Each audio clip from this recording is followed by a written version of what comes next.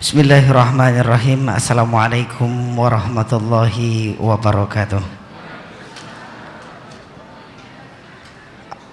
Alhamdulillah, innal hamdalillahi nahmaduhu wa nasta'inuhu wa nastaghfiruh wa na'udzu billahi min syururi anfusina wa min sayyiati a'malina may yahdihillahu fala mudhillalah wa may yudlil fala hadiyalah. Amma ba'du.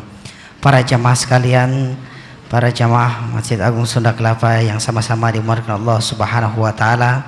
Alhamdulillah, pada kesempatan yang penuh mubarakah ini kita masih diberikan kesempatan Allah Subhanahu wa taala untuk bisa mengikuti kegiatan rutin kita, yaitu yang pertama tadi kita sudah melaksanakan ibadah salat maghrib berjamaah, dilanjutkan dengan tadarus suratul Yasin, dan juga insyaallah kita akan melanjutkan dengan kegiatan pengajian ba'da maghrib di Masjid Agung Sunda Kelapa.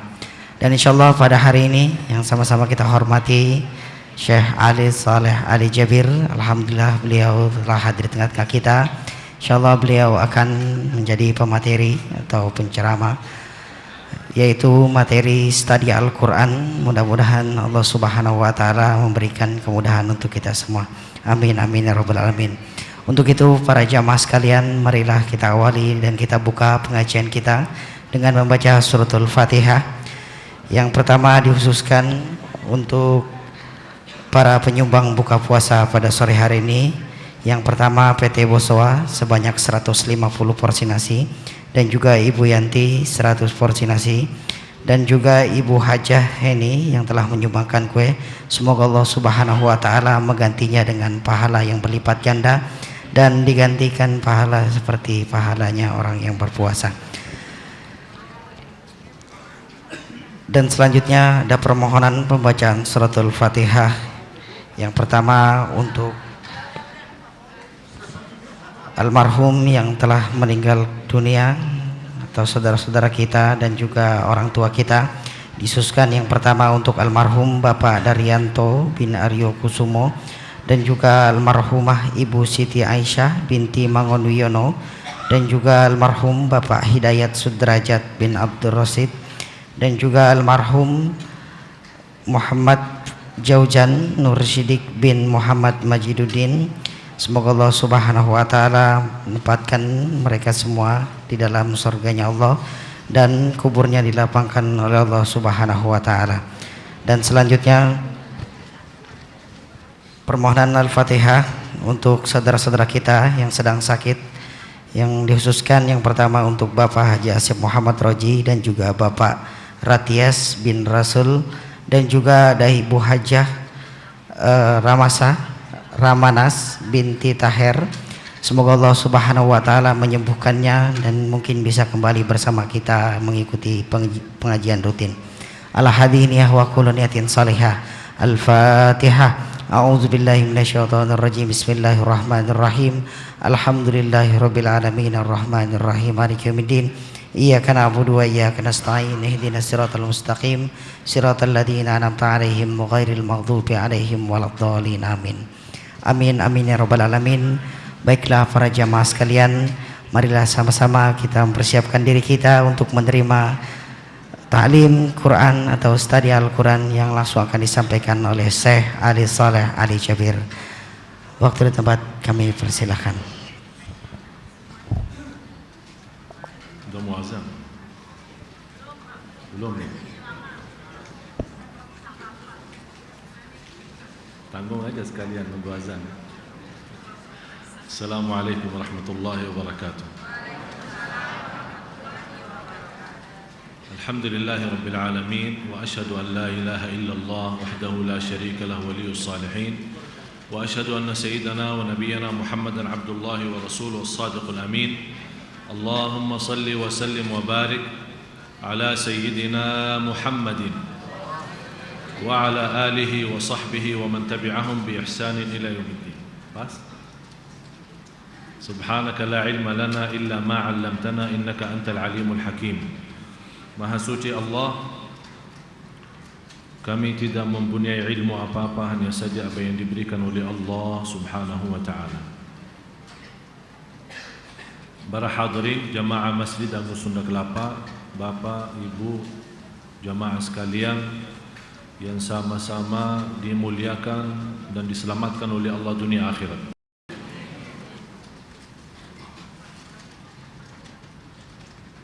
Masih kita lanjut bahasan kita.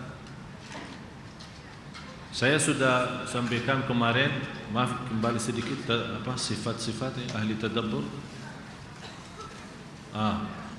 Balik. Tanda-tanda kita lewatin saja ya. Tanda-tanda kita pernah malam tahun baru membahas tanda-tanda ahli tadabbur Al-Quran. Ada 7 tanda, 7.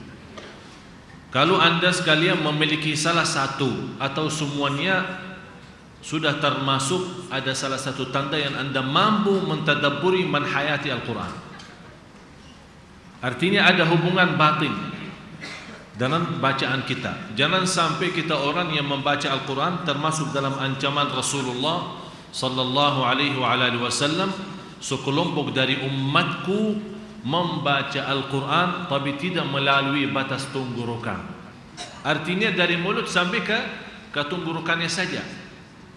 Ini kata Rasulullah, ada sekelompok dari umatku membaca Al-Quran tapi tidak melewati tenggorokannya. Berarti tidak, maksudnya Rasul tidak sampai mulutnya ke hati. Mudah-mudahan kita tidak termasuk macam ini. Jadi ini ada yang kita pernah bahas, cuma lewatin saja karena banyak yang sudah ikut, yang masih baru tinggal ayatnya aja. Tolong nanti Bapak Ibu ayat ini ditadabburi, dibuka nanti di rumah. Saya sengaja tidak menuliskan ayat agar Bapak Ibu ikut menulis angka-angkanya, nomornya, biar nanti di rumah masing-masing melihat, mempelajari, mendalami, mengambil 7 sifat. Pasti saya yakin anda sekalian orang-orang yang istiqamah, apalagi segitu Masya Allah jamaahnya ikut membaca Yasin tadi, insya Allah pasti memiliki salah satu. Kalau tidak semuanya, insya Allah ada salah satu. Kalau sudah memiliki walaupun satunya di antara 7, insya Allah termasuk dalam golongan ahli tadabbur. Karena hikmah Allah turunkan Al-Quran untuk ditadabburi. Kata Abdullah bin Mas'ud, Allah turunkan Al-Quran untuk ditadabburi, dihayati, diamalkan. Tapi umat sekarang dijadikan bacaannya amalan. Faham? Allah turunkan Al-Quran untuk apa? Dihayati, ditadabburi dan diamalkan isinya.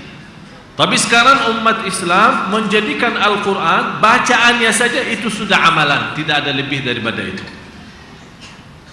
Berarti bukan tujuan turunnya Al-Quran itu. Jadi ayat surah 5 ayat 83, surah 8 ayat 2, surah 9 ayat 124, surah 17 ayat 109 sampai 107 sampai 109, ayat 19 atau surah 19 ayat 58, surah 25 ayat 73, kemudian surah 28 ayat 53, surah 39 ayat 23. Ini 8 ayat yang terisi, kalau kita dalami dan belajari akan menimbulkan atau simbolannya ada 7 sifat. Lanjut, yang kita pernah bahas juga kemarin, inilah yang pertama, menhadirkan kalbu dan fikiran, nangis saat membaca Al-Quran karena Allah, karena setitis air mata menangis karena Allah dijamin selamat dari siksa neraka Jahannam. Saya sudah memberikan contoh, orang yang belum mampu nangis karena Al-Quran, pura-pura nangis, tidak apa-apa ya, pura-pura nangis untuk melatih diri bagaimana bisa nangis sama Al-Quran. Kemudian nikmatnya khusyuk, tambah iman, karena memang salah satu faedah manfaat dari menhayati Al-Quran adalah menambah iman kita. Kemudian gembira dan bangga terhadap Al-Quran. Nanti kita akan bahas salah satu kunci adalah cinta Al-Quran.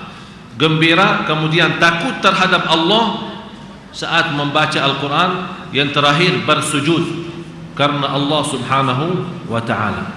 Apalagi kalau kita lewati ayat sujud, begitu kita langsung bersujud, yang namanya sujud tilawah, dan sujud tilawah itu beda dengan sujud dalam salat. Sujud tilawah boleh walaupun tidak hadap kiblat.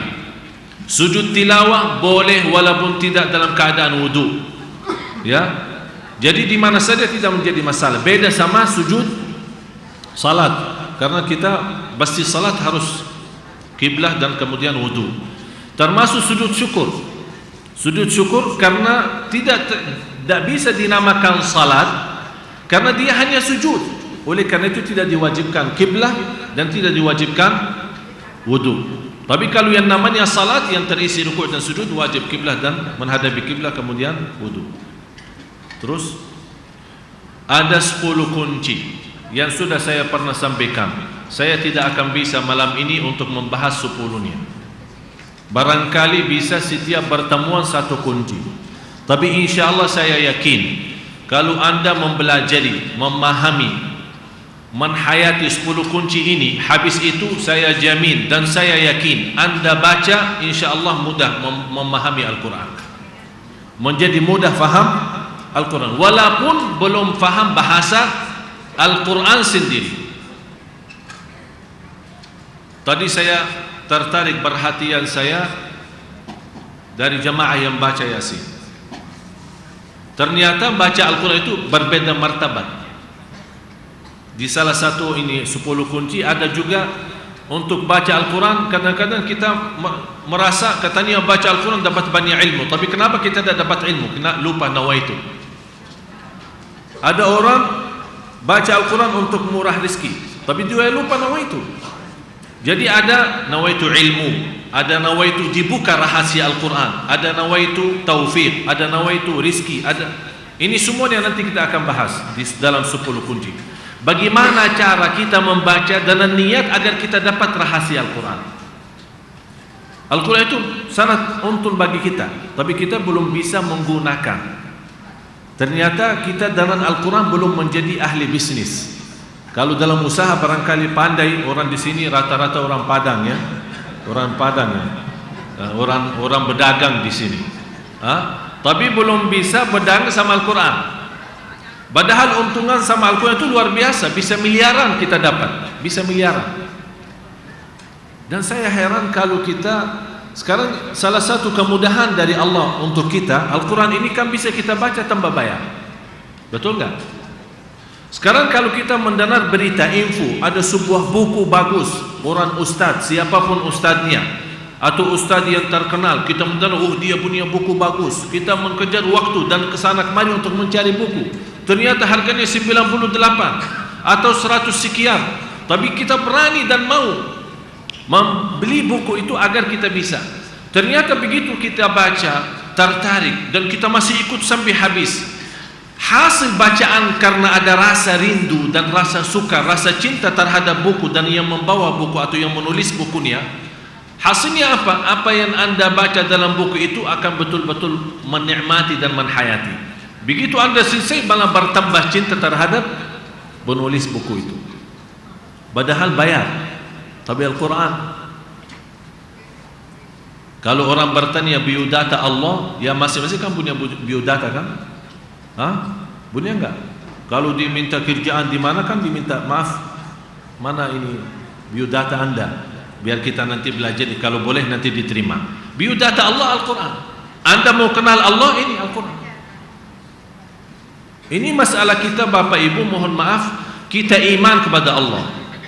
Tapi begitu ada sedikit masalah dalam kehidupan kita, ada rasa tidak enak dan rasa tersinggung terhadap Allah.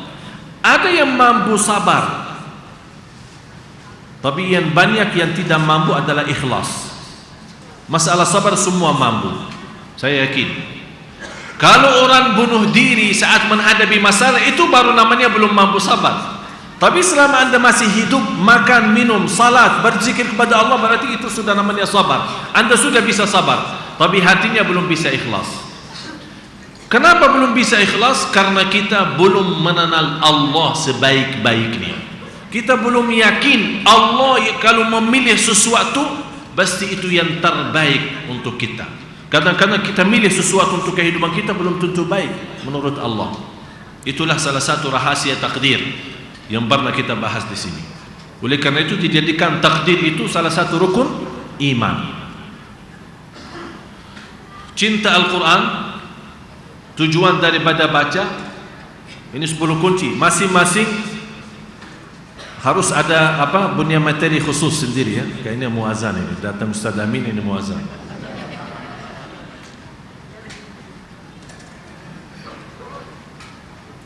Belum ya? 2 menit lagi. Masya Allah, terhitung ini luar biasa. Subhanallah, kalau umat Islam bisa begini ya, tertib, teratur, sudah semuanya urusan kita beres. Ini betul kalau terhitung ini semua 2 menit, 1 menit. Masya Allah.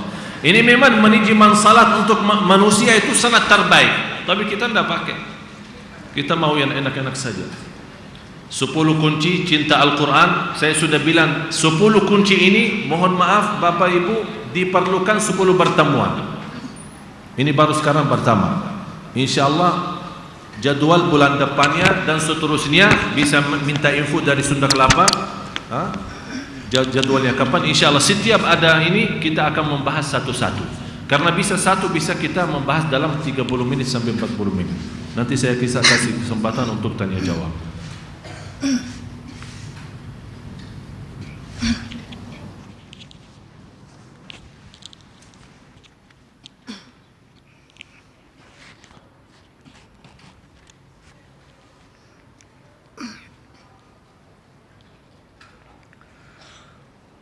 Allahu Akbar, Allahu Akbar.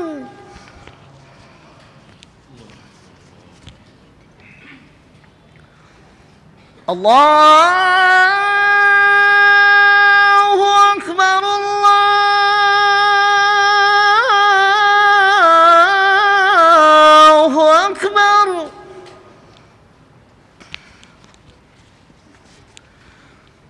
Asyhadu an la ilaha illallah.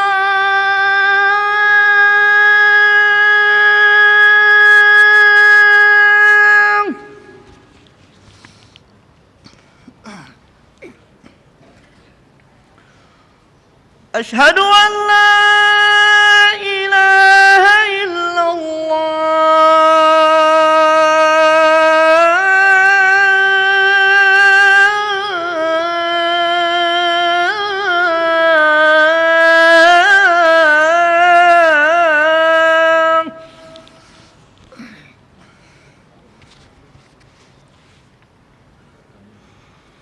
Asyhadu anna Muhammadar Rasulullah.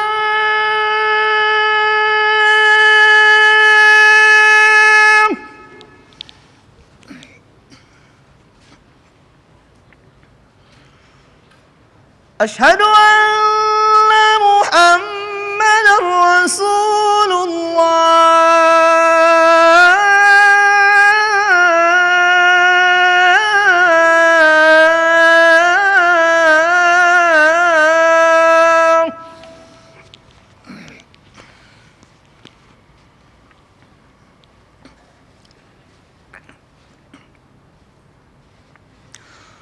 Hayya 'ala shalah.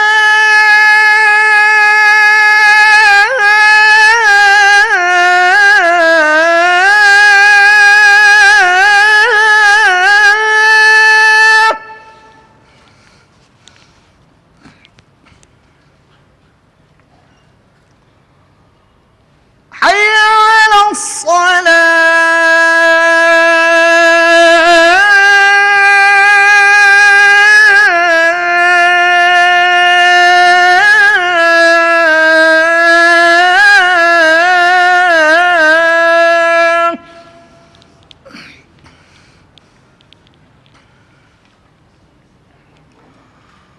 Hayya 'alal falah.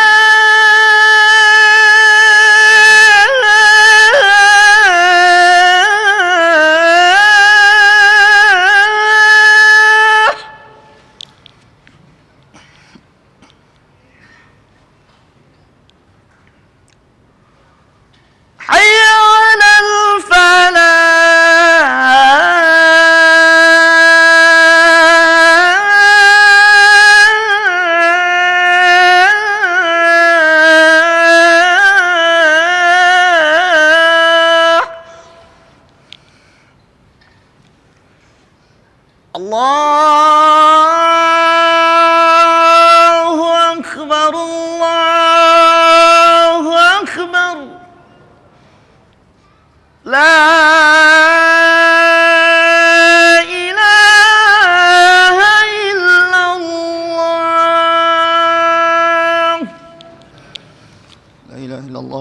رسول الله صلى الله عليه وسلم اللهم رب هذه الدعوة التامة الصلاة القائمة آت سيدنا محمد الوسيلة الفضيلة والشرف والدرجة العالية الرفيعة وبعثه مقام محمود الذي وعدته إنك لا تخلف الميعاد.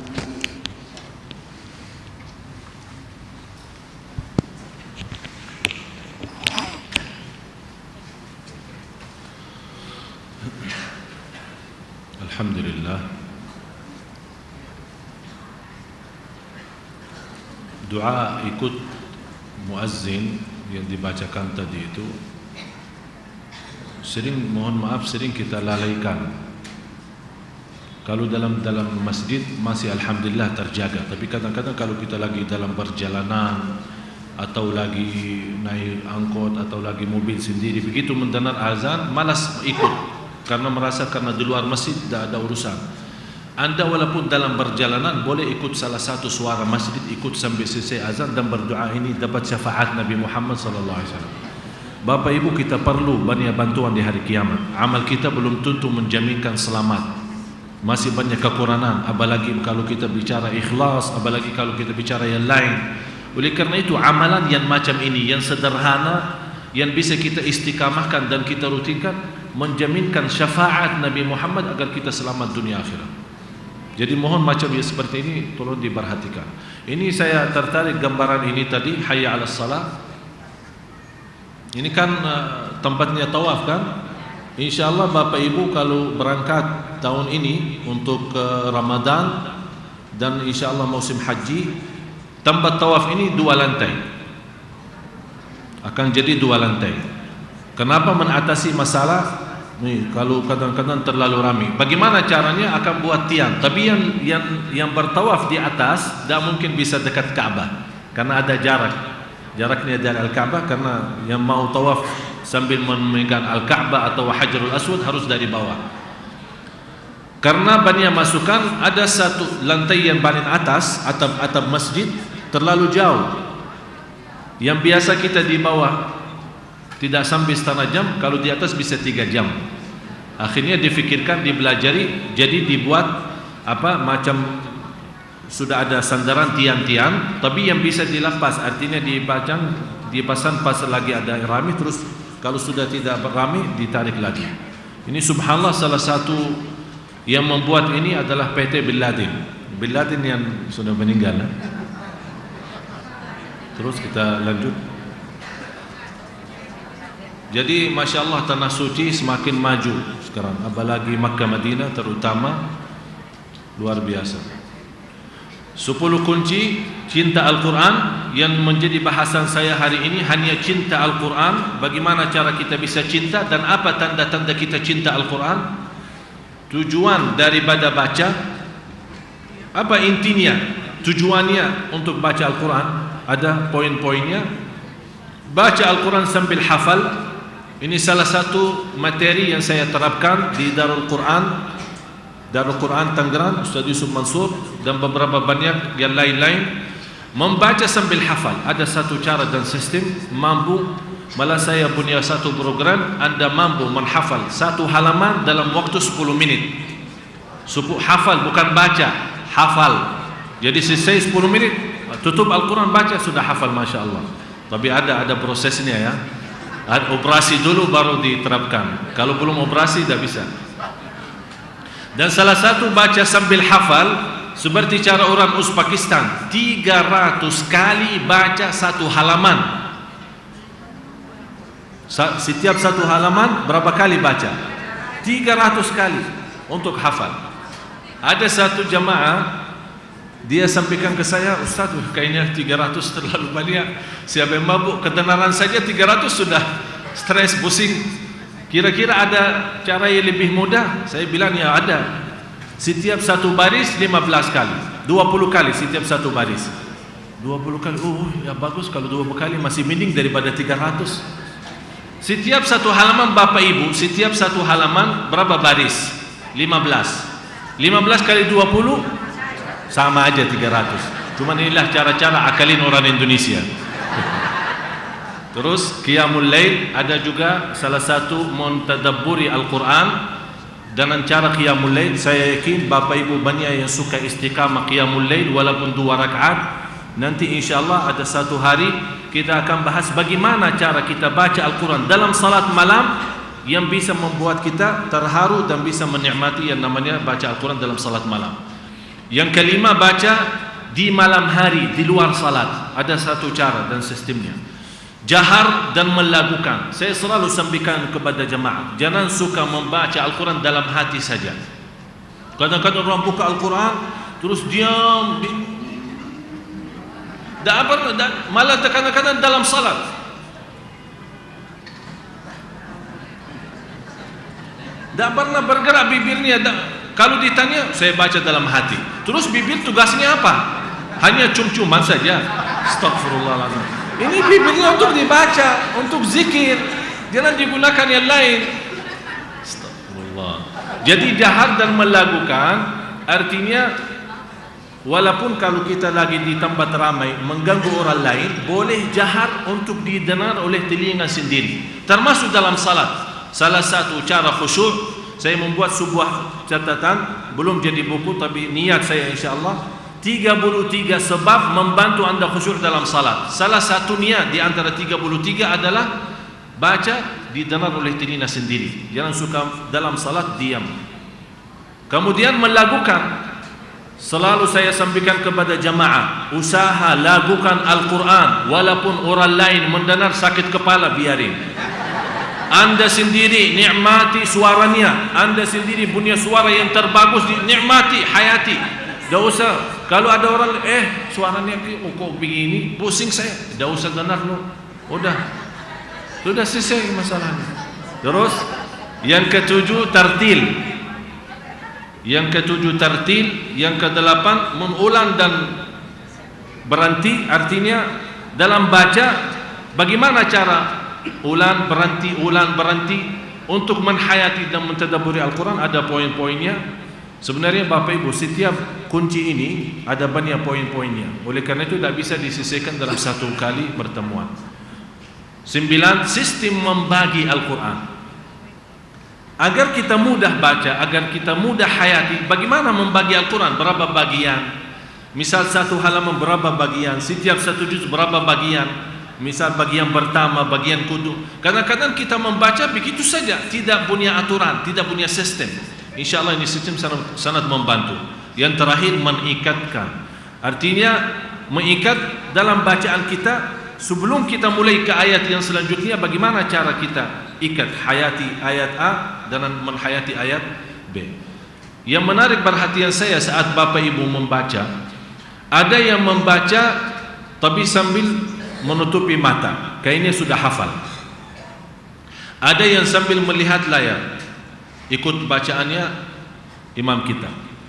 Ada yang mendengar, membaca sambil megang Quran. Ini kan macam cara, tapi yang terbaik dan terbesar pahalanya yang megang Al-Quran.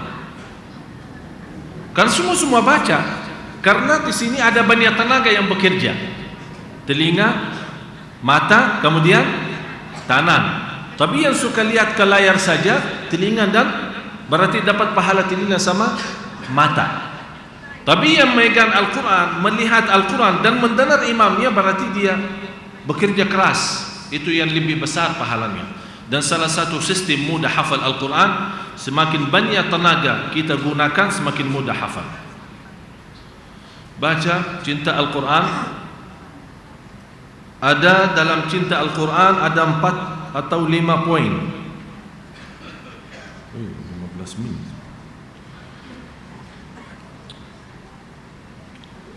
Udah tulis ada ayat. Ayat surah mana tadi? Surah 18 ayat 57. Saya akan minta dibuka ayat-ayatnya. Belum disiapin ayat-ayatnya. Udah keburu, kita nuliskan aja ayatnya, kembali ke ini. Saya sudah pesan tadi sama Hakim.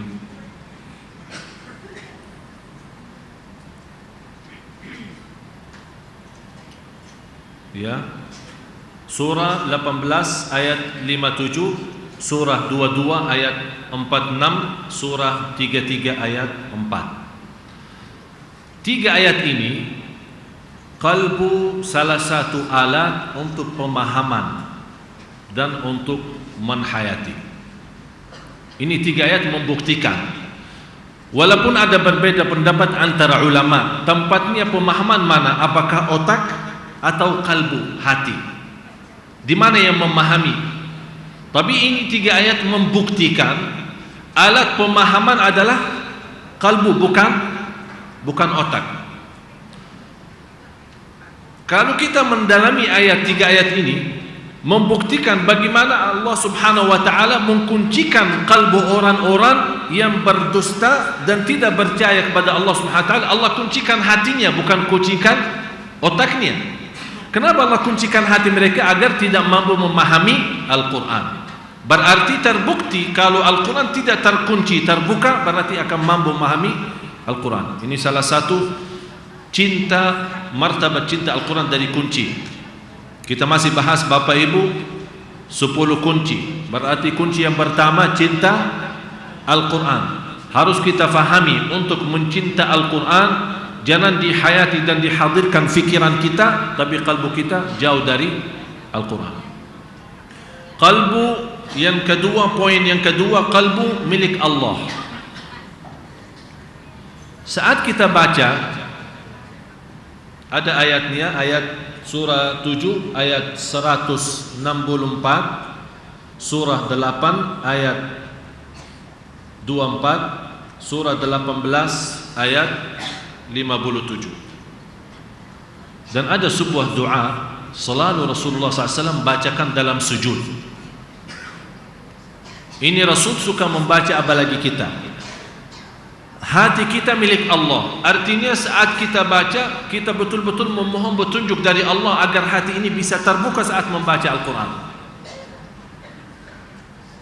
Allah membola balik hati manusia, dan kita berdoa seperti doa Nabi Muhammad, ya muqallibal qulub thabbit qalbi ala dinik.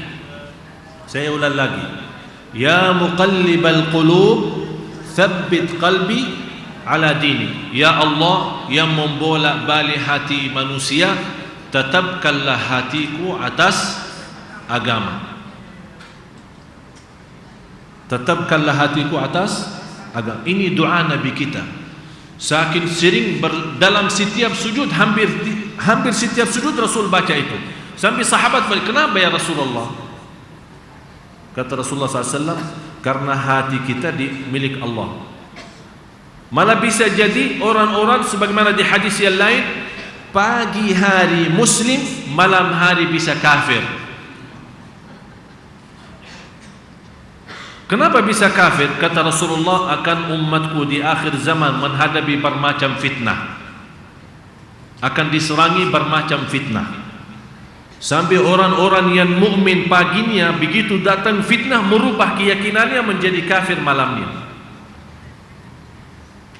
Yang paling kita takuti adalah fitnah agama. Kalau fitnah dunia kita masih bisa atasi, kita dalam taubatan nasuh hakim balik. Tapi fitnah agama bahaya. Salah satu, ada seorang punya anak, ini akibahnya nikah beda agama. Ini salah satu persoalan besar di Indonesia yang sampai sekarang belum ada jelasnya dari ulama. Seorang nikah dengan wanita non muslim, dapat anak keempat. Dua ikut bapaknya Islam dan dua ikut ibunya Katolik. Sudah 20 tahun dengan istri. Dia datang sambil menangis, dia tanya sama saya, gimana jalan keluarnya? Saya tidak kuat melihat dua anak saya ikut bukan Islam. Saya bilang, Pak, habis 20 tahun baru cari jalan keluar. Apa hikmahnya Islam membolehkan seorang laki nikah dengan beda agama agar bisa bawa dia masuk Islam? Kalau memang tidak mampu, cerai, selesai. Jangan menjadikan anak kita kurban.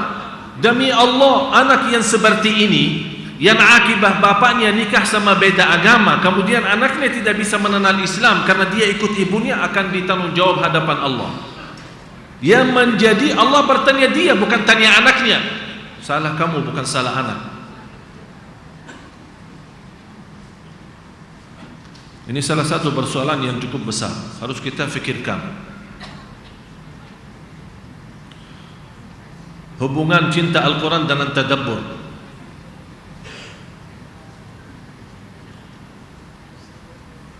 Sekarang kita bahasan kita kan tadabbur Al-Quran.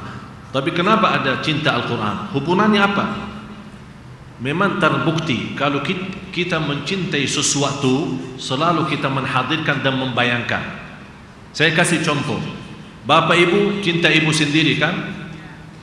Tidak ada yang tidak mencintai ibunya atau bapaknya, apalagi ibu. Kalau bapak ibu, di antara bapak ibu yang hadir, yang ibunya sudah meninggal, saya yakin saking kita cinta ibu pasti terasa, masih terasa seolah-olah masih hidup, selalu terbayang, selalu ada. Ini namanya yang terbayang, yang selalu kita merasakan, itu namanya hayati. Saking cinta kita kepada ibu, dalam kehidupan kita selalu kita hayati, ada gambarannya, selalu kita merasakan, dan kita merasa sedih kalau kita masih ingat cerita-cerita ibu. Begitulah hubungan kita sama Al-Quran. Bagaimana perasaan kita sama ibu sendiri, harus kita bisa tanamkan dalam perasaan kita cinta Al-Quran seperti ini.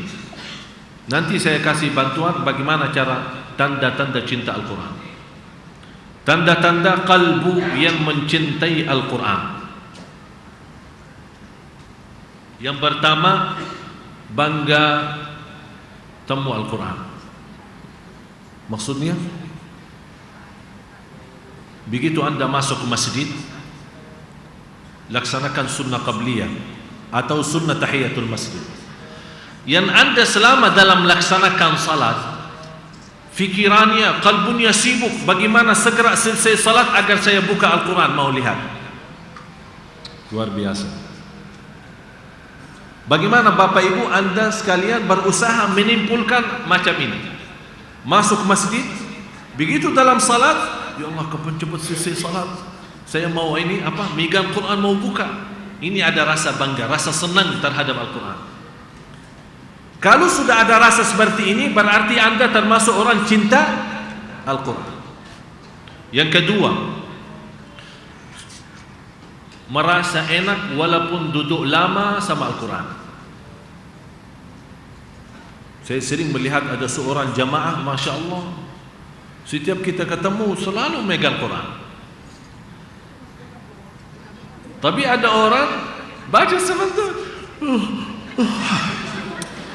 apalagi HP-nya, apalagi miss call, apalagi udah bobar semua, habis. Bagaimana cara kita melatih diri? Kalau anda sudah suka lama, malah kalau putus, misal lagi baca ya, sudah setengah jam, terus ada orang, Mbak, Bu, ini ada yang mencari. Ya Allah, ya Allah, sebentar ya, saya ada urusan, bentar aja. Jadi seolah-olah kita lagi bicara sama Al-Quran. Saking ada rasa rindu dan cinta, tidak berani lepas walaupun ada darurat. Kalau ada perasaan seperti ini, itu namanya tanda anda cinta Al-Quran. Tapi begitu anda baca, begitu orang tegur kita atau mengajak kita keluar atau kemana, ya cepat-cepat, ayo kita. Berarti seolah-olah membaca Al-Quran tapi menunggu orang jemput kita. Berarti sambilan saja Al-Quran, bukan ada rasa rindu dari dalam hati. Kemudian merindukan Al-Quran. Bapak Ibu sering banyak kesibukan, habis subuh anda baca, terus keluar mencari nafkah dan rizki. Dalam perjalanannya anda punya perasaan, kapan bisa cepat sampai kantor agar saya bisa megang Al-Quran walaupun sebentar. Karena perasaan saya sekarang, saya bawa mobil, tidak mungkin sambil bawa mobil mau megang Quran. Jadi ada yang saya bicarakan Bapak Ibu sekarang soal batin, bukan soal zahir, bukan soal megang Quran. Perasaan kita selalu aktif. Jadi walaupun dalam perjalanan kita merasa, ya Allah saya sekarang tidak bisa megang Quran karena saya lagi bawa mobil. Tapi ya Allah cepat mau sampai biar saya megang. Walaupun saya kan masuk kantor, bukan tempatnya ngaji, bukan tempatnya belajar Quran, tapi saya suka megang Al-Quran. Saya rindu. Ada rasa merindukan Al-Quran setiap waktu, setiap saat. Apalagi ibu-ibu kalau begitu karena halangan tidak salat 7 hari, 9 hari, 10 hari, selama lagi dalam keadaan halangan ada rasa rindu. Ya Allah, sudah lama tidak megang Quran, walaupun boleh baca. Sudah saya bahas di masjid ini masalah baca Al-Quran untuk wanita yang sedang halangan, boleh atau tidak boleh. Yang jelas ada selalu rasa rindu terhadap Al-Quran. Bagaimana orang-orang, seperti pernah saya cerita, seorang guru saya meninggal sedang baca Al-Quran. Ada seorang ulama menceritakan ke istrinya saat sakratul maut, istrinya sedih dan menangis. Suaminya bilang, kenapa sedih? Saya sudah di rumah saya khatam Al-Quran 5.000 kali. Bapak ibu, kita bicara sama Al-Quran, berapa banyak kita khatam? Jangan seperti budaya Indonesia seumur hidup 1 kali sudah luar biasa. Yang kita harap Al-Quran itu kembali dalam kehidupan kita, dalam perasaan kita. Walaupun kita orang belum begitu pandai baca, tapi perasaan kita selalu aktif sama Al-Quran. Dan mohon maaf dalam hal ini, apalagi masalah baca, mohon maaf Bapak, kita lebih jauh kalah sama ibu-ibu.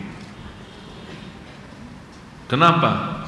Ibunya pandai baca, tapi bapaknya belum. Dah tahulah jalan. Gimana ini masalah ini? Ini ada nanti sebelum ikamat, ini ada kabar gembira yang membuat saya bangga dan gembira. Salah satu anak dari seorang jamaah, orang jamaah, bukan ulama, bukan orang sederhana lah ya, orang biasa saja. Tapi Masya Allah anaknya umur 9 tahun hafal 30 juz. Nanti di depan Bapak Ibu kita tes ya, yang mau tes langsung boleh. Percaya dan yakin kepada isi Al-Quran. Bapak Ibu saat kita baca, apalagi kalau lewati ayat-ayat surga. Saya kemarin diskusi sama beberapa kiai untuk bagaimana kita di Indonesia membuat Al-Quran. Rencana saya begini, membuat satu Al-Quran tapi warna-warni, ada warna. Maksudnya warna apa? Yang saya bagikan bukan warnanya ayat yang tulis Asmaul Husna beda warna, bukan. Tujuan saya setiap metode atau setiap tema yang dibahas oleh ayat dikasih warna khusus. Misal warna biru, orang begitu lihat warna biru walaupun tidak mengerti apa isi ayat itu, oh warna biru bahasanya surga. Warna merah, oh bahasanya neraka. Jadi begitu anda baca, ini 10 ayat semuanya merah, ada apa ini? Oh ini neraka ini. Ini neraka ini. Faham maksud saya? Ini sudah saya diskusi sama beberapa kiai, mudah-mudahan Allah mudahkan untuk kita terapkan di Indonesia, untuk ini bisa di mana-mana walaupun orang tidak bisa baca atau tidak bisa faham bahasa Al-Quran dan apalagi masalah terjemahan, dari sisi warna saja dia bisa menimbulkan perasaan apa isi warna ini, ayat surga, ayat neraka, ayat kubur, ayat cerita-cerita Nabi, tanda kemuliaan Allah, kebesaran Allah, keagungan Allah dan yang lain-lain. Cocok ya? Hah? InsyaAllah bisa, mudah-mudahan doa Bapak Ibu. Terus yang terakhir,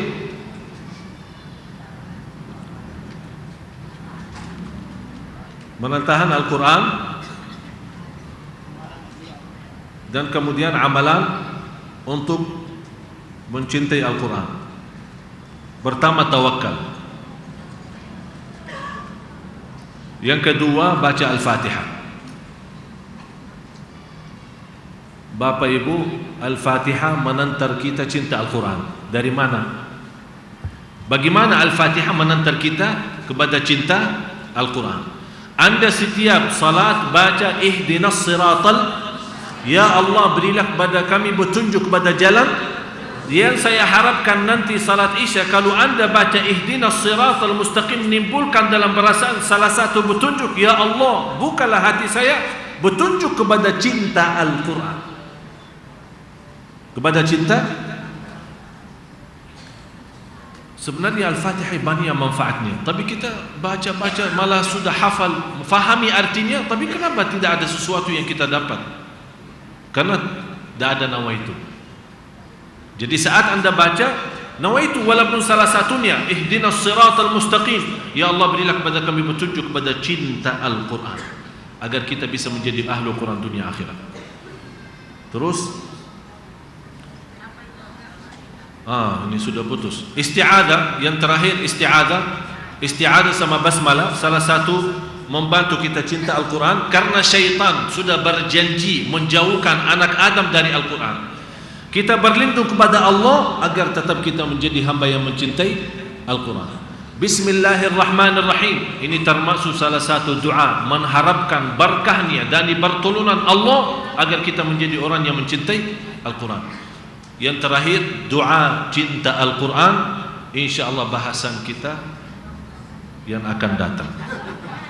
Ada satu doa, saya tidak akan bahas sekarang. Ada satu doa untuk dalam doa ini menantar kita cinta Al-Quran. Malah saya namakan doa itu doa cinta Al-Quran. Tidak ada orang yang membaca doa ini sebagaimana sahabat Rasulullah pasti akan merasa nikmatnya dan mencintai Al-Quran. Tidak ada. Ini kesempatan. Mana anak-anak ini? Boleh kita tes. Ini anak 9 tahun, Bapak Ibu. Saya harapkan insyaallah, mana ada mic-nya.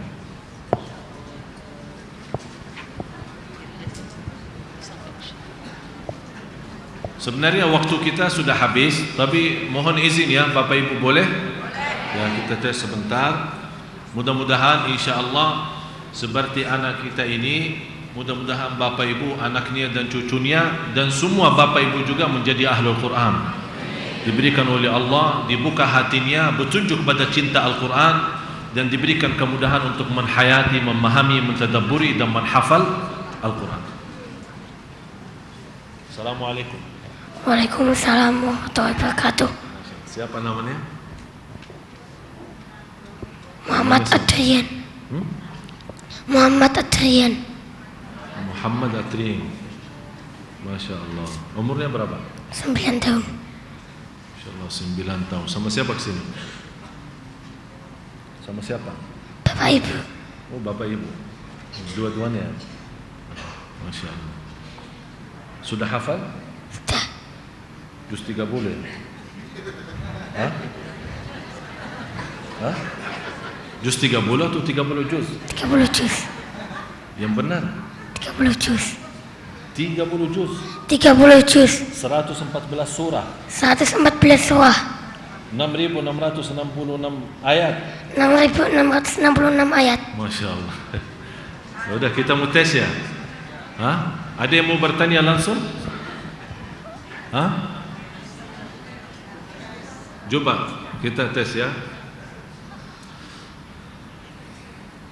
أعوذ بالله من الشيطان الرجيم يا أيها الناس اعبدوا ربكم الذي خلقكم والذين من قبلكم لعلكم تتقون الذي جعل لكم الأرض فراشا والسماء بناء وأنزل من السماء ماء فأخرج به من الثمرات رزقا لكم فلا تجعلوا لله أندادا وأنتم تعلمون وإن كنتم في ريب مما نزلنا على عبدنا فأتوا بسورة من مثله وادعوا شهداءكم من دون الله إن كنتم صادقين.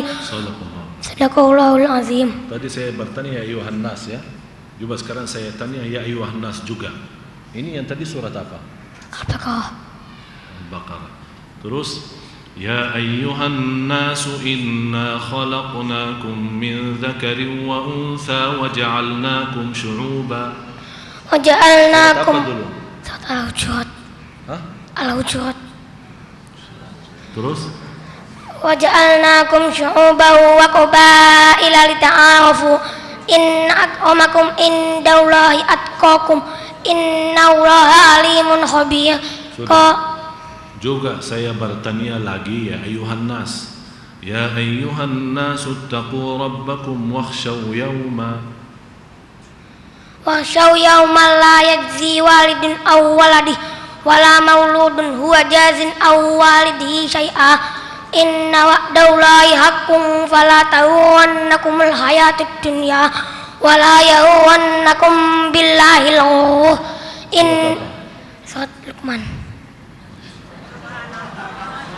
يا أيها الناس اتقوا ربكم الذي خلقكم من نفس واحدة وخلق منها زوجها وبث منهما رجالا كثيرا ونساء واتقوا الله الذي تساءلون به والأرحام إن الله كان عليكم رقيبا. Surat apa? An-Nisa. Jadi semua ya ayuhan nas yang mirip-mirip saya sengaja bawa, tapi Masya Allah malah saya ke sana balik lagi, naik turun lagi, naik lagi, masih dia bisa jawab.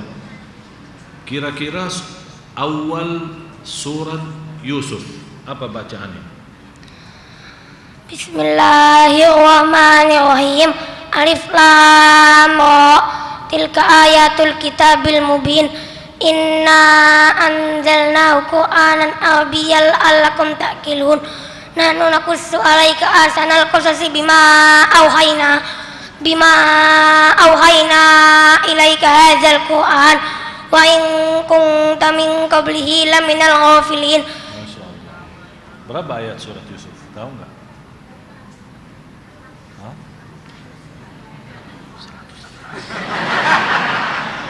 111. 111, Masya Allah. Apakah kita tidak bangga Bapak Ibu? Apalagi orang tuanya. Yang kata Rasulullah, orang tua yang anaknya hafal Al-Quran, bapaknya, maaf Pak, bisa sini maju.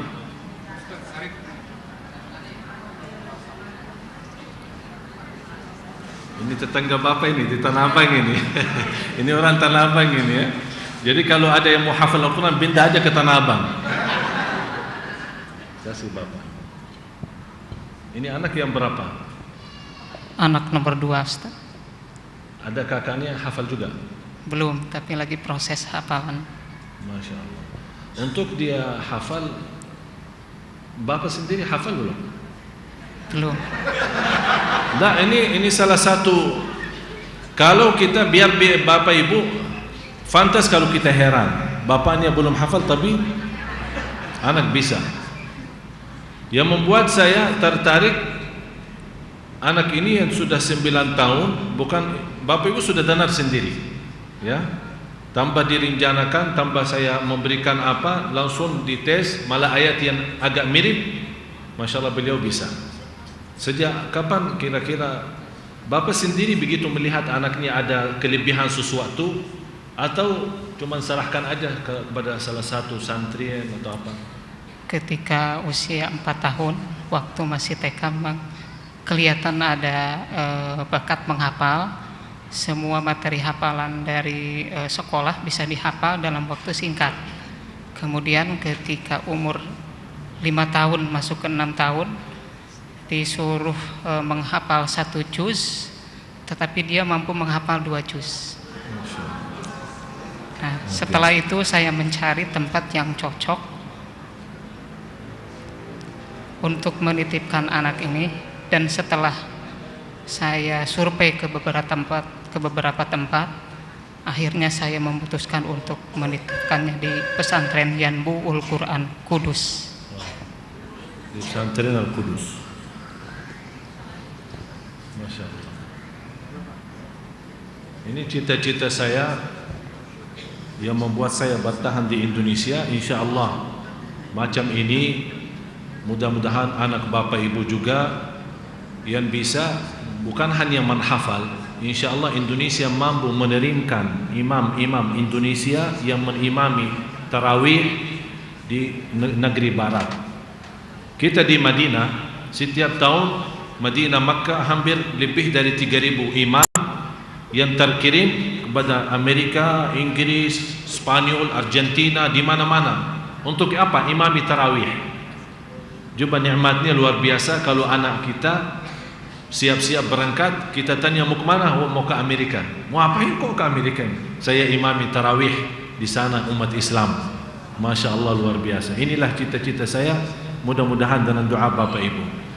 Sekarang saya minta, karena sudah kita mau salat, saya harap yang pertama Bapak Ibu doakan saya, doakan anak ini, semoga insya Allah Allah wujudkan banyak anak-anak yang hafal Al-Quran. Yang terakhir, siapapun yang berminat untuk memberikan berkahnya untuk anak ini agar tetap insya Allah istiqamah, saya sangat senang dan saya harapkan bisa dibantu. Ya, mudah-mudahan rezeki yang kita berikan, sedekah kita yang kita berikan, berapapun, mudah-mudahan bermanfaat bagi dia dan bisa menjadi sedekah jariah bagi kita. Kenapa?